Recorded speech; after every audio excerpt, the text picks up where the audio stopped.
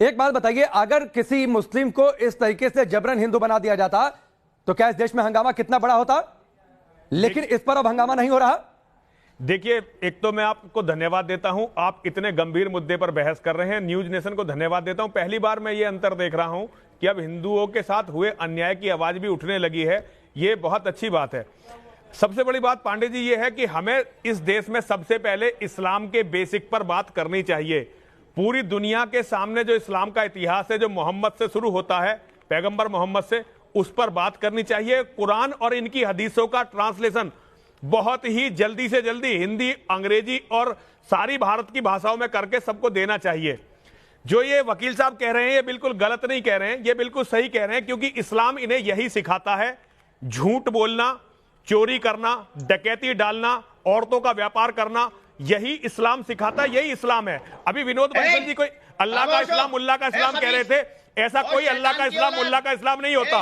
इस्लाम केवल एक है, इस्लाम है मोहम्मद का इस्लाम। एक मिनट वकील साहब, आप तमीज से थोड़ा सुन लें, तमीज से थोड़ा सुन लें। आप मेरी बात भी सुन लें। आप बोल रहे थे, मैं तो बोला नहीं कर रहा। देखिए, जो इस्लाम है वो इस्लाम एक है, वो है मोहम्मद का इस्लाम, जो कुरान से चलता है, हदीसों से चलता है। और वो इस्लाम यही कहता है कि पूरी दुनिया में जब तक एक भी काफिर है, इनका जिहाद चलता रहेगा। ये पूरी दुनिया का कत्ल करेंगे जब तक एक भी काफिर है। ये कत्लो गारत भी करेंगे, धोखेबाजी भी करेंगे। मेरी समझ में नहीं आता कि हम 1400 साल से इसके शिकार हैं, लेकिन आज भी खुलकर नहीं बोलना चाहते। ये एक तारिक फतेह साहब है, उन्होंने डाला है जुमला, एक चुटकुला, कि अल्लाह का इस्लाम और मुल्ला का इस्लाम। ऐसा कोई इस्लाम नहीं है, इस्लाम केवल मोहम्मद का है। और मैं न्यूज नेशन को बधाई देना चाहता हूं कि आप ये बातें दुनिया के सामने ला रहे हैं।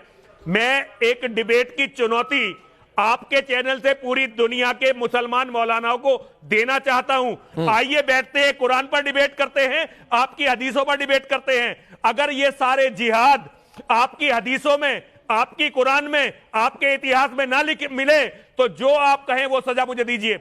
लेकिन सत्य तो यह है कि दुनिया इस्लाम के लेकिन सवाल यह है, भारत नहीं समझा, फ्रांस नहीं समझा, अमेरिका नहीं समझा, जिन बातों का आप जिक्र कर रहे हैं, क्या कुरान में ऐसा क्या कुरान में ऐसा लिखा हुआ है क्या जो मुस्लिम नहीं है उन्हें काफिर कहा जाए? बिल्कुल, काफिर उन्हें मार दिया जाए और कत्ल किया जाए, कत्ल किया जाए। यदि वो धर्म परिवर्तन नहीं कर रहे तो उनका कत्ल किया जाए, उनकी औरतों के साथ सामूहिक बलात्कार किए जाए, उन्हें मंडी में बेचा जाए। यही इस्लाम का इतिहास है, यही कुरान है, यही हदीस है। नहीं, विनोद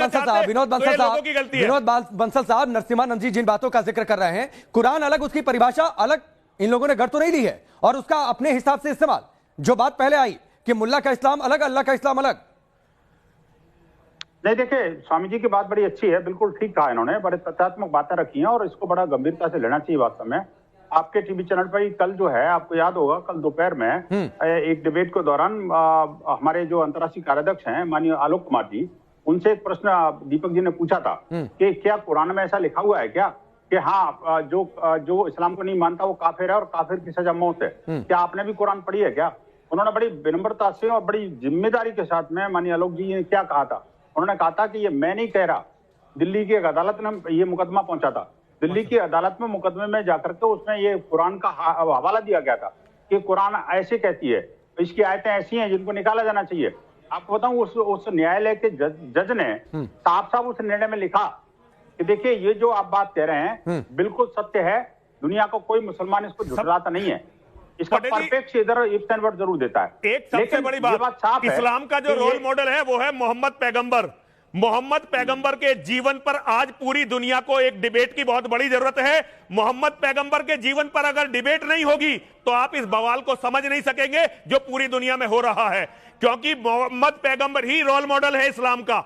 हर मुसलमान मोहम्मद पैगंबर जैसा काम करना चाहता है, उसके जैसा दिखना चाहता है। ये गंदी वाली दाढ़ी जो है उसी का निशान है, ये सब कुछ वैसा ही करना चाहते हैं। अगर भारत में अगर हिंदू, अगर क्रिश्चियन, अगर यहूदी पूरी दुनिया के मोहम्मद साहब के जीवन को नहीं समझेंगे तो आप जीवित नहीं रह सकेंगे, आपके बच्चे बच नहीं सकेंगे, आप इन प्रश्नों से भाग नहीं सकते। हमें यह करना ही पड़ेगा, कितनी ही कीमत देनी पड़े, चाहे नरसिंहानंद का सर कल काट दिया जाए, लेकिन हमें मोहम्मद की यह सच्चाई पूरी दुनिया को बतानी पड़ेगी।